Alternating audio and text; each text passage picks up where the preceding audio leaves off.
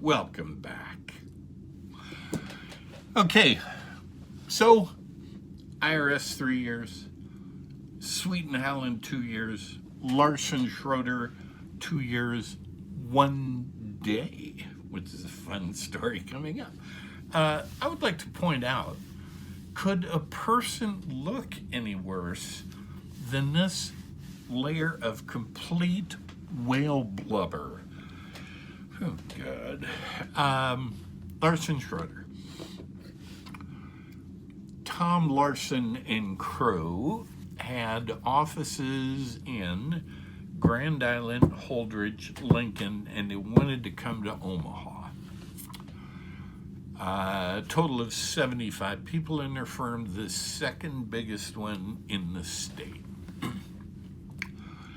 Well, that firm had maybe 4 partners in Grand Island who were ex-IRS people who moved from Omaha to Grand Island for that opportunity. I knew one of them real well, and I knew their average partner compensation was $125,000 a year. You may have noticed I like money. So Larsen calls, Phil, we don't know each other. I'd like to come in and meet you. Some of my partners have been telling me you're an excellent marketer, smart, good tax knowledge, IRS background, yada. And I said, Tom, I'm all of that plus good looking.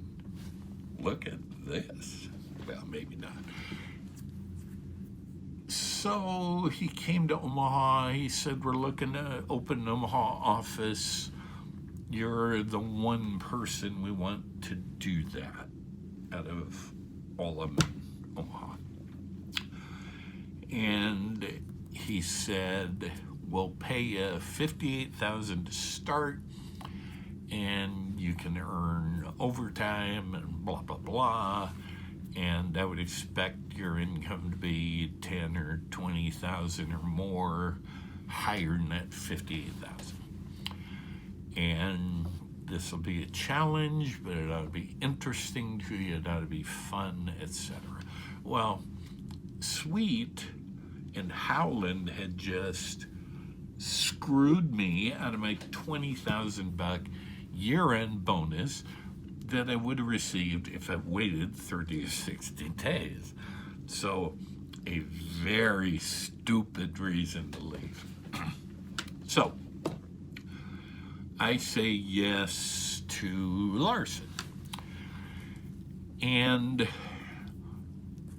three of us left Sweet. Myself, a guy named Daryl Gransky, who is also ex-IRS, Daryl being brilliant in taxes, me being smart, and smart enough to know that the relative dummy passes on the challenging work to Mr. Smart Guy.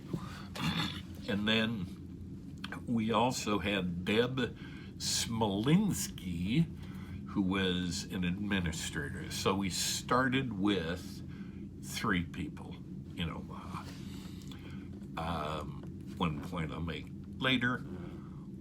2 years later, that had grown to 25 people.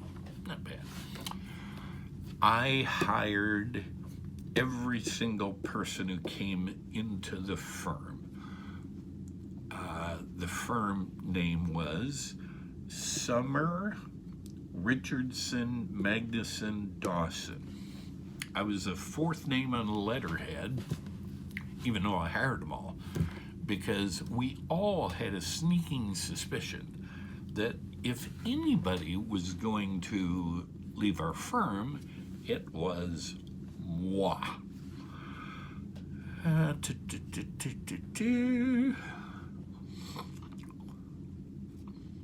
Okay.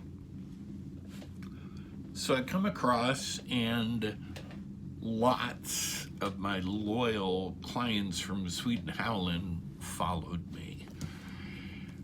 And at the end of the first year, I had the third biggest practice in terms of fees billed out of the 13 partners, and I was managing the Omaha office. That's at the end of year one. At the end of year two, two things changed. First, I was now the holder of the number one biggest practice. And number two, about halfway through that second year, I just freaking collapsed. I mean, I had it running that big a practice and managing 25 people eventually got to be too much for me. So Tom said, we have to find a managing partner so you can be a tax partner. Cool. Found a guy named Rob Richardson. So Rob, he came in and was going to manage the place.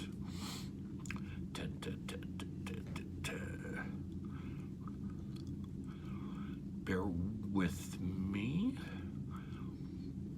Okay, they had two huge compensation issues when I joined. Now, I signed an employment contract accepting those two big problems, so shame on me. All the other partners had accepted those two compensation issues. And the two are current compensation. Say I was there for 10 years and I had the number one practice in the firm and 50% bigger than anybody else's. I could never make as much as the first 5 guys in the firm.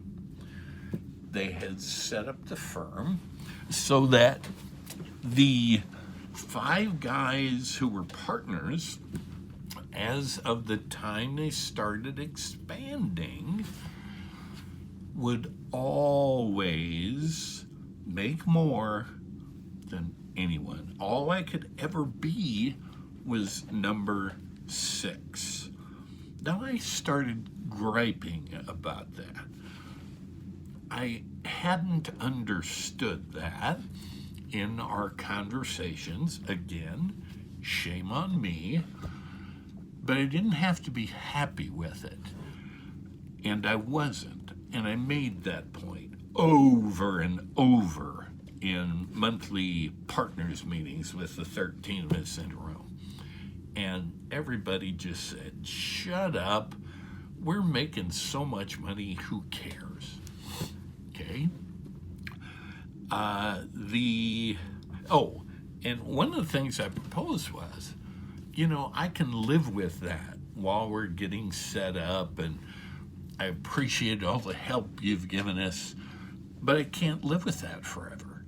So what about after 3 or 4 years, we reshuffle the deck and redetermine how you get paid and get rid of this first 5 crap? No. You signed an agreement, so these other yokels? No. All right. Secondly, they had something called vested deferred compensation. Deferred compensation was the way the older farts could retire. Oh, and by the way, the oldest guy was Larsen, 45, Schroeder, 40, very young firm. So this wasn't probably going to happen anytime soon, but it was going to happen. And so deferred compensation, the value of their practice would be paid out over a period of years, depending on how big those payments were. But at a max, 5 years, at a minimum, 3 years. When I joined them, number one in Omaha, I got a boatload of perks, including darn near guaranteeing I'm going to be 6 forever in a good way. You know, in other words, I'm hopping over everybody else, but it was still not fair. So, deferred compensation, a retirement buyout vehicle. Here's a huge problem. Everybody had to personally guarantee the payments to those retired guys. The oldest is 45, the youngest is 28. Who do you think that was? Yeah, you're looking at him. Yeah, I'm 28. Probably at least half of those guys are going to retire before me. And I have to guarantee that they're going to get their payments. Everybody is personally guaranteeing this. I have written here, this was clearly bullshit, and that would be true. But I couldn't get anybody else to see that, including my then 3 Omaha partners. Everybody kept saying, you're out of your mind. And then one day I resigned. And when did I resign? I earlier said I was with Larsen Schroeder 2 years and 1 day. I'll be back.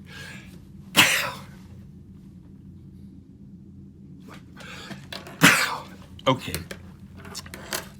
I resigned 2 years and 1 day after I joined them. The reason for that was I had a clause in my employment contract that said if I left at any point up to 2 years, I owed them $50,000. I didn't want to pay them $50,000, so I left on year 2 and 1 day. And you want to talk about people bitching, and I kept saying, I signed what Tom put in front of me. I didn't make that up, but they clearly thought I was a weasel. Now, I didn't want to compete with the firm I had grown. Grandma, Mommy, and I made plans to move to Denver. I think Adam was 5, Ryan 4, Eric 2. Would that be all right? And I found a firm in Denver that was happy to have me, and we even made an offer on a house. So, dead serious about leaving. And the kids being 5 and under, we figured they don't have lifetime friendships, they'll hardly notice. So they didn't like the idea that I quit. Totally fairly, their words, 2 years and 1 day. Here's something that really ticked them off. I was suddenly the first person to retire, and they had to pay me. I'm telling you what. And what they were paying me was $100,000 over 3 years, a little over 100, and that was going to partially fund my restart in Denver. You know, I had 35,000 coming in, something like that, and that would make me able to earn less for that first 3 years, and I was positive I'd be able to rebuild it. So, apparently, my partners had several meetings about this nightmare, and they decided I was right. So they came and begged me not to leave, which I would have done. And so I said, guys, I got 35 grand a year coming in. I have a new firm. I have a house. I have young kids. I'm ready to go. Well, during that same month, in the last week of that month, my 3 partners and Phil had meetings at the York, Nebraska Village Inn. And that was for partners 7 through 13 to figure out what order in which to resign so as not to be on the hook for all that vested deferred compensation to the original 5. Now, those 2 years with LSA weren't bad. I started at $80,000 compensation with overtime, which was plenty more than I had made with Sweet. And I made over $150,000 with overtime 2 years later. And I learned a ton about managing a firm and how not to manage a firm. Eventually, in that month, I decided, all right, I'll stay in Omaha with those partners, but we're going to have a brouhaha. So we had a big powwow in Grand Island about this.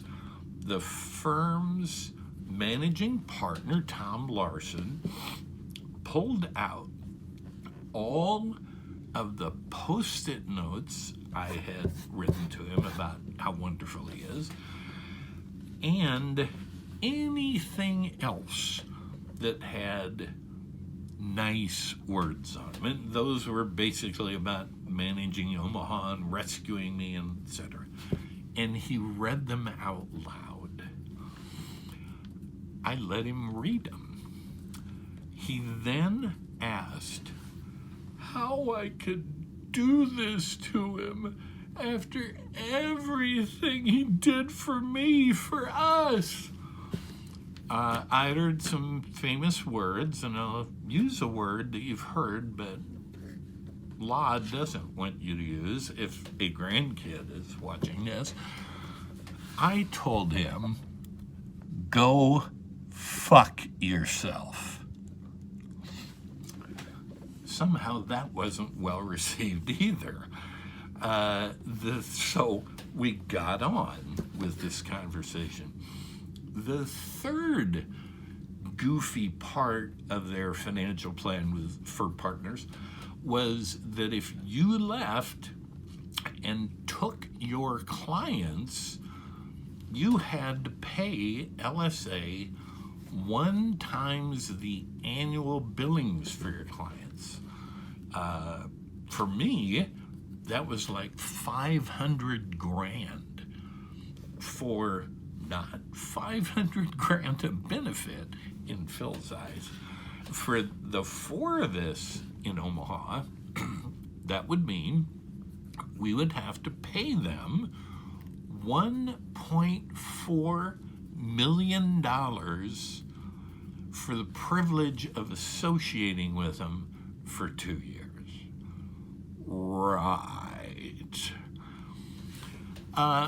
Almost literally all my clients had followed me from Sweet and Howland, and all of them would stay with me if I left LSA. They would just go to CPA firms in Omaha that I recommended to them, with the deal being in 2 years, after that little piece of their employment agreement had lapsed, in 2 years, they come back to me. And I talked to my bigger clients, and they went, brilliant. So I told Larsen they could have my clients. I would go out and find more, just like I had. And I would tell every existing client of mine what LSA was doing to me. I would have them not use LSA for those 2 years, and then tell LSA to stick it and have those clients come back at no cost to me, not $500,000. And again, this is in that meeting. I tell them, once again, guys, read your contract. You wrote it. Oh, not well received.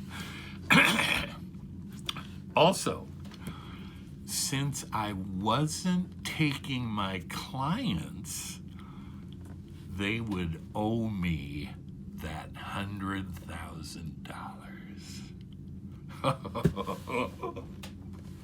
Oh, they hated me.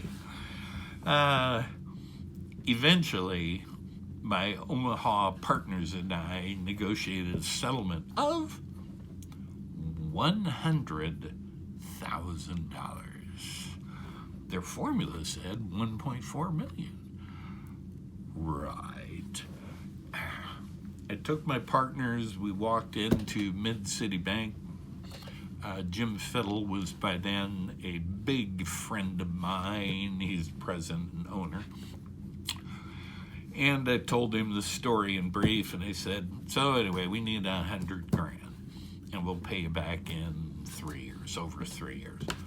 And he always did this. His executive vice president was Joanne Maceman. And when there were any loan documents to draw up, he'd go, okay, grab the phone, Joanne!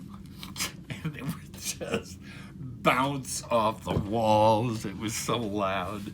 So they wrote up a loan, and there we were done with that issue. So my next line in here is, why did they hate me, those first 5 LSA guys? Not bad for a 27-year-old, huh? What else? Oh, John Blowbaum is a very good friend today. Worked with me, under me, at Larsen Schroeder in Omaha. And John went and talked to Tom Larsen about how 2 young, pretty to beautiful CPAs in Grand Island were getting paid substantially more than him, even though all the reports showed that that was BS. He ought to be making more than them. And he uttered, Larsen, the famous words, John, you want something for nothing. And from that day forward, I've called him John Blowbaum, CPA, SFN. Something for nothing.